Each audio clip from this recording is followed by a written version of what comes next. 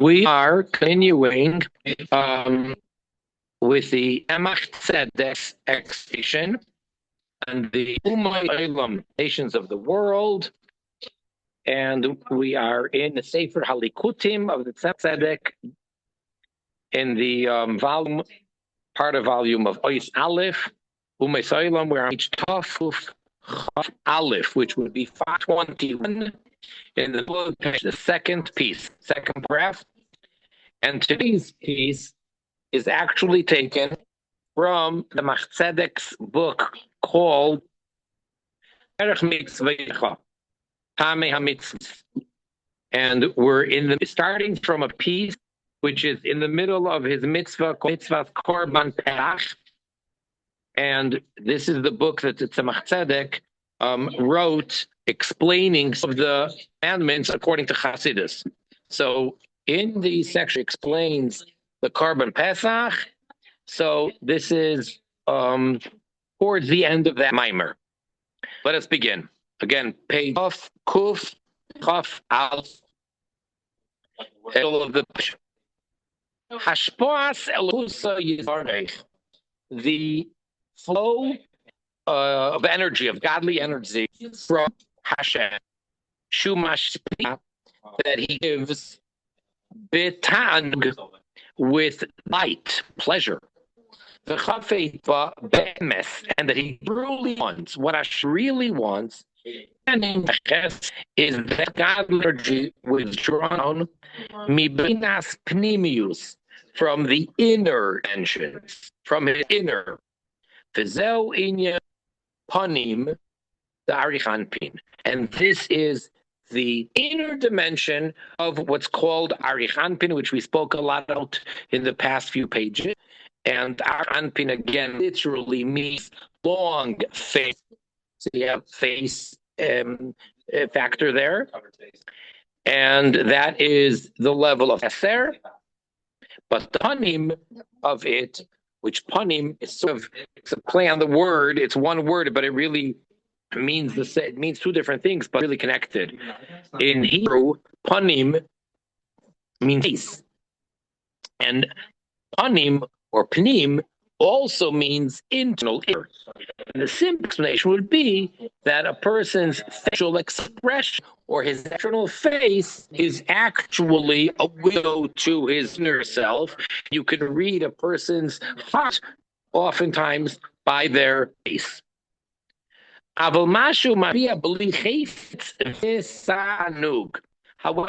that which Hashem gives without his inner will and without his true pleasure and desire, only fashion by the way, because of his intense, exalted highness, that he's not being particular, from doing good, even the one who is not fit. Kanal. We've had that before, and I'll remind you, it's an acronym for Hanizar Le'el, as mentioned above. Zeo Bechinas Chitzonius is external. V'nira Oiref Da'arichan Pin Oiratzen, and that is called the back of the neck, the level of Arichan Pin, or Ratzoin as the Chayfet. So let me explain. The word Ratzoin means will. The word Chayfetz means will. In Lashon HaKodesh, the Hebrew tongue, there is no such thing as a synonym. And even if we have 10 words or more which seem to be saying exact same thing, that cannot be the case. So in this case, Ratzoin versus Chayfetz, Ratzon is external will, and Chayfetz is the internal true intention, that will. So even though people receive from our Anpin, they get a lot of good and a lot of benefits, seemingly in an unfair way, way I should say. But that's because at that point, he does really care, so to say, and therefore he's just giving to them by the way, and he's not making a calculation of how much they earn and what do they deserve and what are they doing, etc. And that's coming also from Arich, but not the face of Arich, but it's the back of the neck. As we know, the back of the neck is exactly the opposite of the face. And now the Tzemach Tzedek explains. Last word on the fourth line. And the idea is for the shehi soinoi v'chachma, which is Hashem's will, even using the word soin, but we don't mean only his external. It is his will and his wisdom. That's what Torah is. Hashem's will and his will. So we're using the Ratzain, but the implication and the intention is it's his inner will. The Torah is Hashem's inner will. The whole idea of the wisdom of Torah, who is Haizakmus, the wisdom and the intelligence, in the draw down the or Ein Sof, and that acronym is the or Ein Sof, of the infinite light of Hashem Himself. Ein, how, uma, and what sheyumach be drawn. In other words, the Torah, the instructions of the Torah, and specifically commandments of the Torah, are the ways to draw down this divine, this godly energy. The shali and shouldn't be monei and withholding mi peace from within umi bachus and from out. She's close ha'asin ve'lo yisaseh. This in general, all of the positive commandments with the number 248, and all of the negative commandments, all the prohibitions, which the number is 365. Explains. Kirach mitzvahs aseh. Rachov here is not an acronym, it's a number. It's a gematria. For the 248 positive commandments, hey, they are in fact Ramach 248 choice of drawing down oiros bechilim of lights or energy into vessels. So there's 248 different ways, different tracks, different avenues, channels, how to draw down godly energy. There's 248 ways, and that's what each one of those mitzvahs are. For example, Al Yedei Hasa. There's one positive commandment, and that is that during the festival of Tabernacles, the Jew is obligated to reside 1 week in Sukkah. So by filling this mitzvah, making a hut, a tabernacle, or the Sukkah, Moshiach is drawn down, Gilu. So there's a godly light that comes down, said in a way of Chesed. So Sukkah, by fulfillment of Sukkah, this godly energy comes down into the vessel, and that is down here. We then have the light of kindness.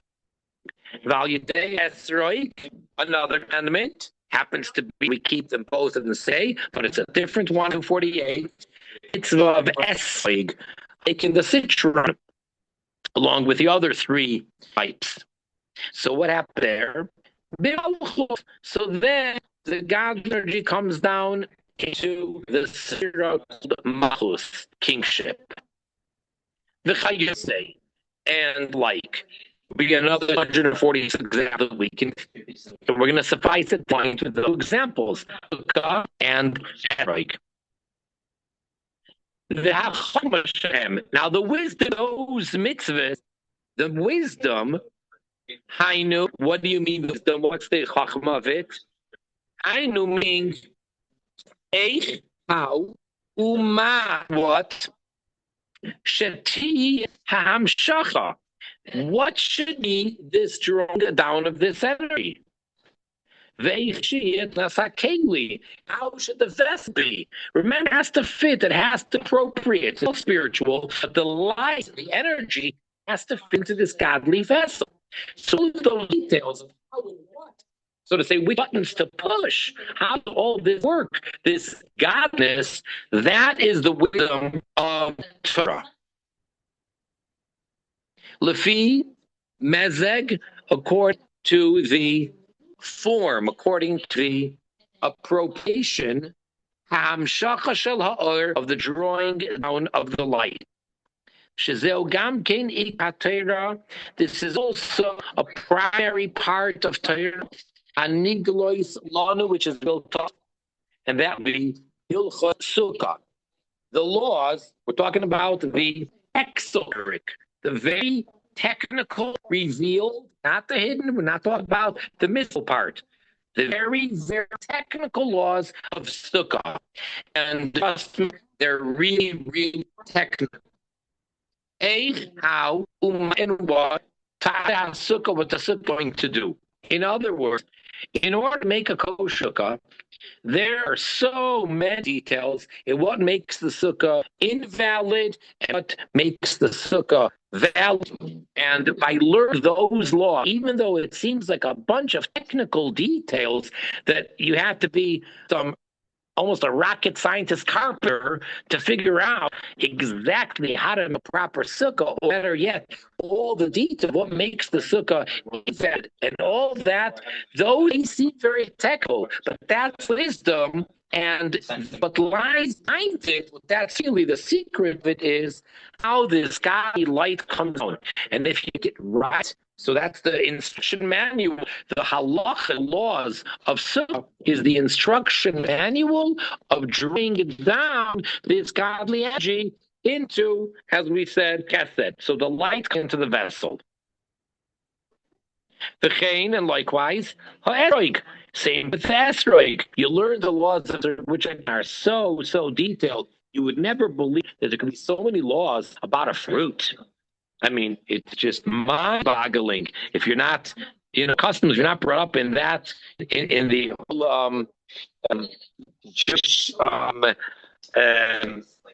atmosphere or climate, you really think like, wow, this is incredible. Do any scientists actually study roots to that extent? But yes, so we have to learn laws of the esrog and the three as well, to know what makes them work, what makes valid, what makes them the best possible one, and what's kosher to the fact, etc., etc., etc. So all those technical laws are really telling you how the godly energy comes down into, in this case, malchus, like we said. Yeah. Lefit Munat Or, according to the picture of the godly light, Anim Shachal Yom, which is drawn through them. Sheiyeh Ra'oi Lis Mashech, it should be fit to draw down, come down, al day Tzvazoi, through this particular mitzvah, Kishenasis, when it's performed, Il Chasa, according to its proper law. And there are two examples. There are another 246 examples that we can give. And all of the positive commandments, which one of them has so many details, all those details which seem to be so, I don't want to say petty, chas v'shalom, but they seem to be so technical. Yes, they are. That's because in order to work, that's how it's got to be. I mean, with today's technology, even back a couple of decades, we can understand when the Tzemach Tzedek wrote this 150 years ago. They had to sort of say almost take it more on faith. But now we give examples. You can call an election and all the complicated wires and all that, and he's telling you, yeah, if you connect all these and you do this, do that, this is how it's going to work. And if you don't, it's not going to work. Well, why? Just a bunch of wires. Why do I have the wire diagram? Well, that's what halacha, Jewish law, the code of Jewish law is. In a certain sense, it's the wire diagram of how this godly energy has actually come down. And we have to follow it to KT. And now the flip side, what about the prohibitions, all of the negative commandments, all of the don'ts, like we said, 365. What are they about, spiritually speaking? L'tzoyrech, for sake, frodas hara, the separating the evil, lahafridoi, to move it, to separate it, misitra kedusha, from the side of holiness, shaloi mshach, to avoid that not be drawn down, shefa elikus, a flow of godliness, the makim, a place, she'enoi ra'ui, that is not fit. That's what all of the prohibitions are, and all the many details and all the laws about all the don'ts. Each detail there is to avoid the godliness going to a place where it's not meant to be. And this is all of the warnings in the Torah, all of the don'ts. For example, for the Jew, thou shalt not eat chalev. Chalev, certain fats of the kosher animal, which those fats are non-kosher. And we know that just because animal is of a species type that's kosher, that's not good yet. It has to be slaughtered properly, and then it has to be have the wash, etc. And then it has to be koshered by salting, etc. And then certain parts of the animal have to be moved. The chalev is the non-kosher fats. So Torah says, don't dare, tell the Jew, don't dare eat the chalev. Or, thou shalt not eat blood. It is forbidden for a Jew to eat blood.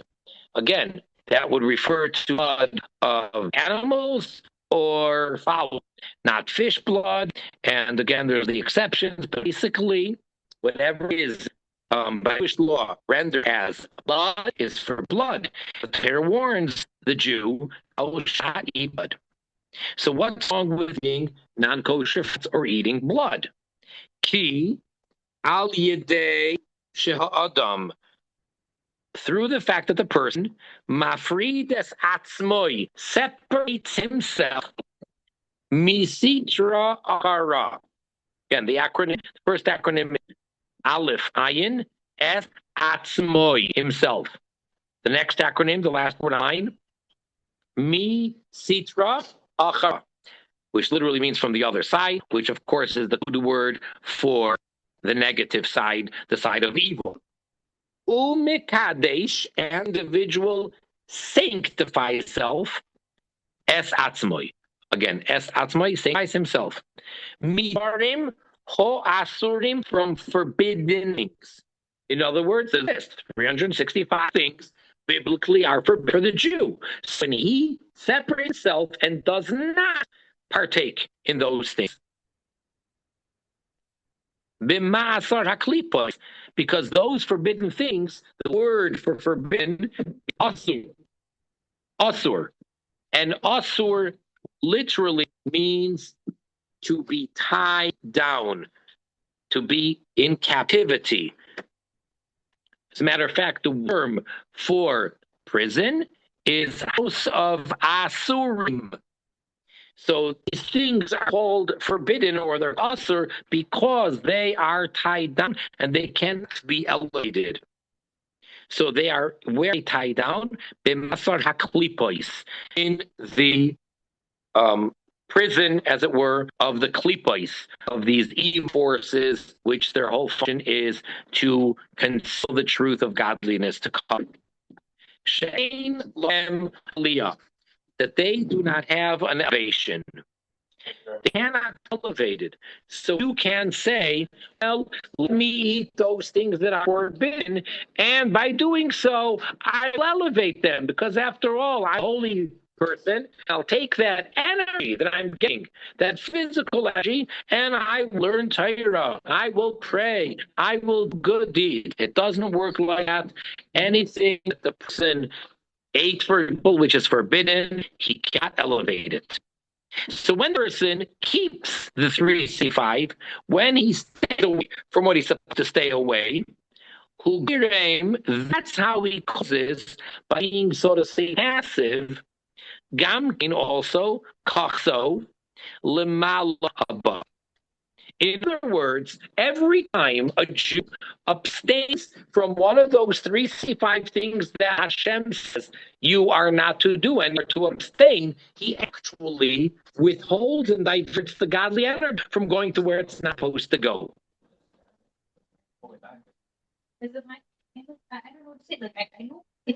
This is really relevant in our non-Jewish studies, because it's the conversations come up like, well, I'm elevating. I mean, none of my friends eat pork that is in these conversations, but let's just use that as an example. I'm elevating because I'm not Jewish. I can eat pork, and I'm actually elevating it, and thereby I can do something that Jews can do to elevate something that they can't. That like a theoretically, and so this is slightly different, but it's saying the same thing, and you kind of are answering that question, or the Tzemach Tzedek is. Yeah. All right. 5 lines from the middle of the line. Vav Ayin Chav, the acronym. Ve'al Kain, therefore. So hold on a second. But yes, does that really apply to a non-Jewish person who is serving Hashem and is serving Hashem in the way? So it's not elevatable for to outside of Kripa or whatever. But if a non-Jew who is eating it and doing the Shev Mitzvahs B'nai Noach, is he not in a sense? So in a sense, elevating that for him. I mean, within when that noya eats pig that is not Aver Machai, he's allowed to eat it, and he uses that energy to serve Hashem. It's not elevating the pig. Yeah, well, this is not. He's elevating it. However, he's not doing anything wrong. He's doing what he's supposed to do. He's elevating himself. Well, to a degree. Yes. Yes. Okay. Now remember, it's just parenthetically. Out of the 7, 6 of them are all negatives. For Jews, also, there's many more negatives. 365 versus 288. But for the Noyach, if you want to simplify it, just count as 11, knock into 30, etc., etc. It's 6 out of 7. That's a much higher percentage than 65 out of 16. Am I wrong in thinking, and I think that Tanya talks about this too, but the negative mitzvahs, you don't really elevate from the negative. You just abstain from giving it over to the Sitra Achra. Is that correct? Well, while the positive or the... Yeah. Well, yeah. Okay. And then the positive sense, or what? Okay. Yeah. Okay.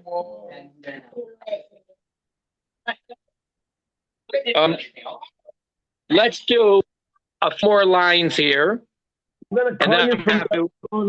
I'm having a hard time. So, James, can you let me in? Because I'm having a hard time hearing on this phone. I'm back home now, so. Okay. Yeah, Rabbi Turen's phone, unfortunately, is having a hard time. Yeah, I should have done it on the computer. Yeah, that's all right. And there's a lot of background noise here also. Great, thank you. Okay. No, I'm assuming you didn't answer that's right. At least if you could. All right. We're 5 months from the bottom. Ve'al Ken, therefore, yesh Torah. There is in the Torah mibechinas at yoimin. We've discussed that in a previous time, and that's actually the inner dimension of Keser. There's two parts to Kether in general. The inner part called Ati Yomin, which is based on a verse in Neil, which literally means ancient of days, meaning the old man or very old. And the external part of Kether, which is Arich Anpin, which means long face or patient and tolerant.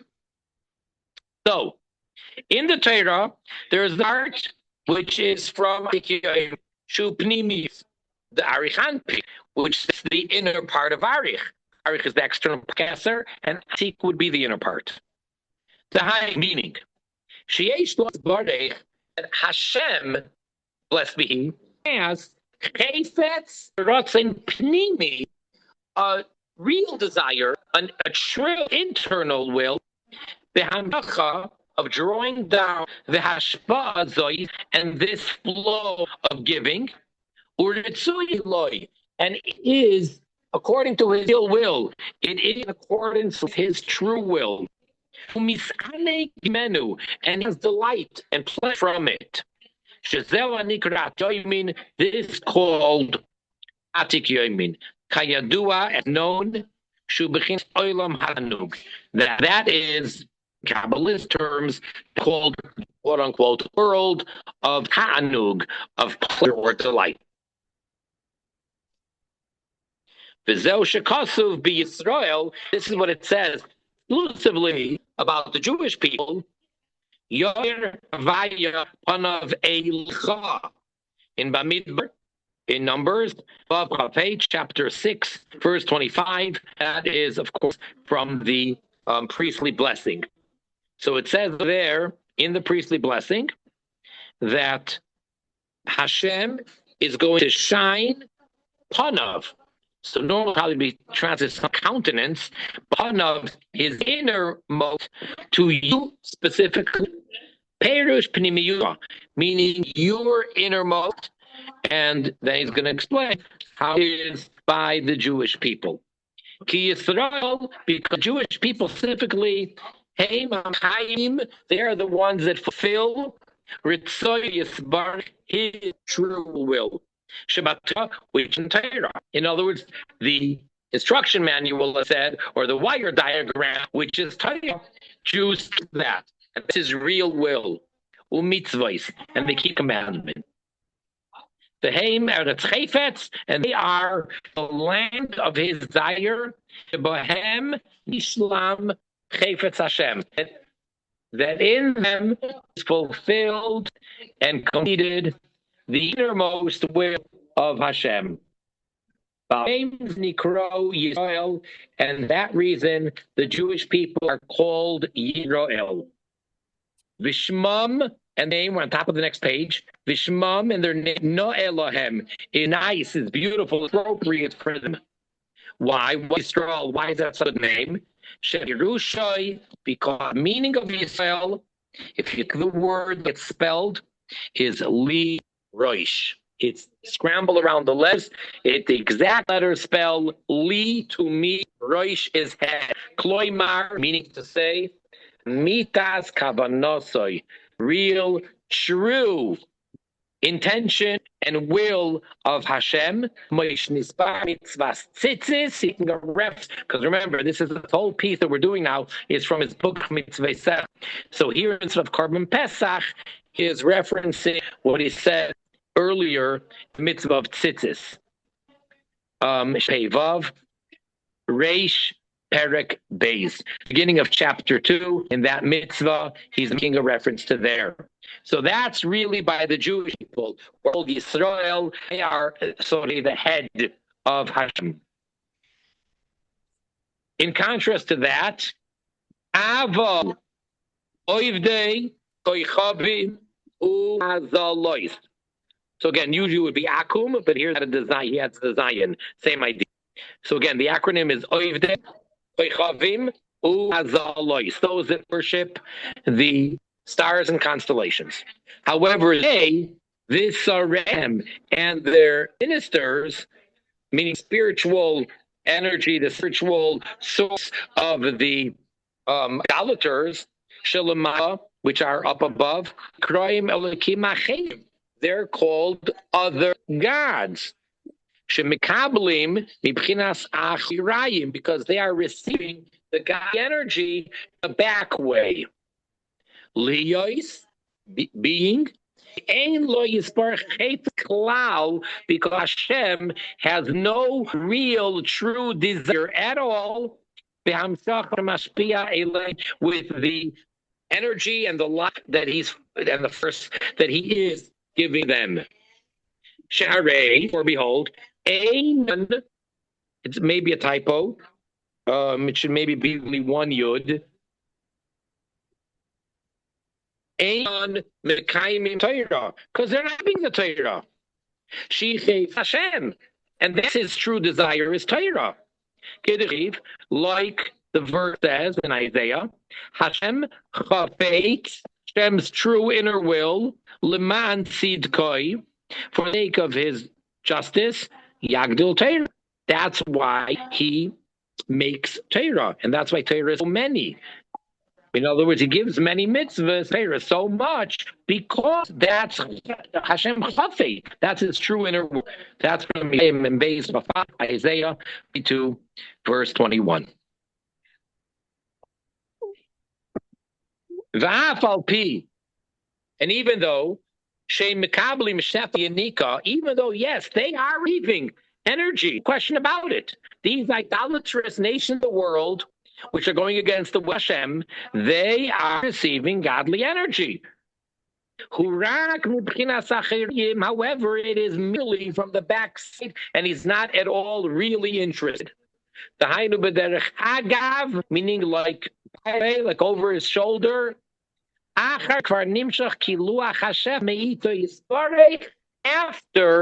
the flow or the gush of energy, of godly light has come forth from him, Bishvil Yisrael, for the Jewish people, which are his dear, precious treasure of a nation.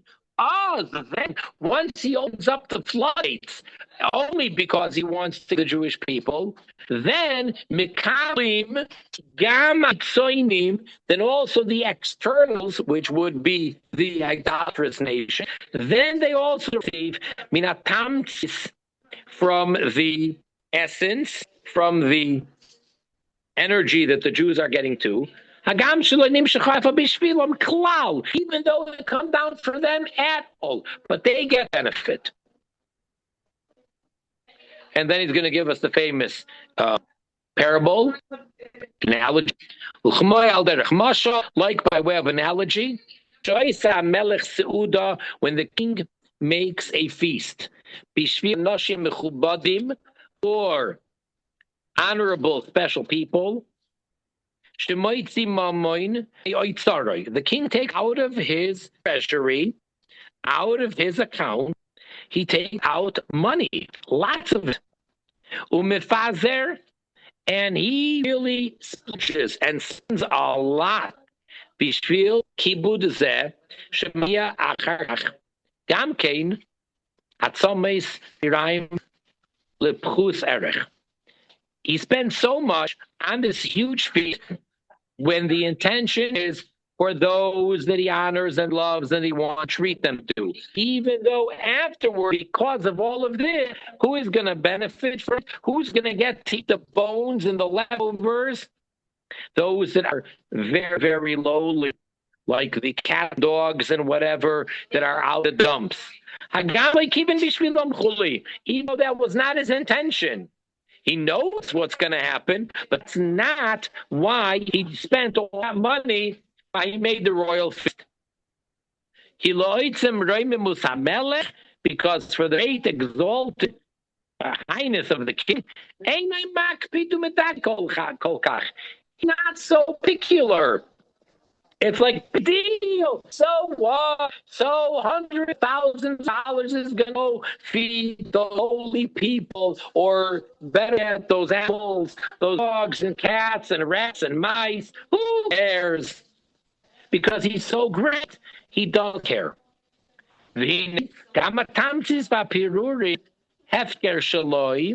Now, also, all of this and all the crumbs which is coming from him, Yalu l'satzum. It's going to be a tremendous amount. If you add up the financial value, it won't just be some crumbs. Those crumbs and those bones and those leftovers is going to be a tremendous amount. Even the eyes of the great ministers. It's not like, well, they're just getting pennies. No. These leftover things that are after that is over, or they're in the store or behind the pal, whatever it may be, also the eyes of the great high ministers is also going to equal a tremendous amount. As it's known, the parable, etc. All right, we rushed through the end of it a bit, but that's the piece. Thank you, Rabbi Turen. So, that was really good. Okay. We all got to go. It's 8 o'clock, and I got to go, and you have your next class, presumably, and stay safe, and hope your trees get a lead healing. Yeah, thank you so much. God bless you guys. Real quickly, I Really don't know if you had a chance to look over that stuff, but when can I talk to you for a few minutes about it? Me? Yeah. Oh, maybe go ahead and message me on WhatsApp and we'll figure it out. Okay. Thanks, All right. Yossi. Thanks, Rabbi Turen. Thank you so much. Thank you, guys. Sure. Take care.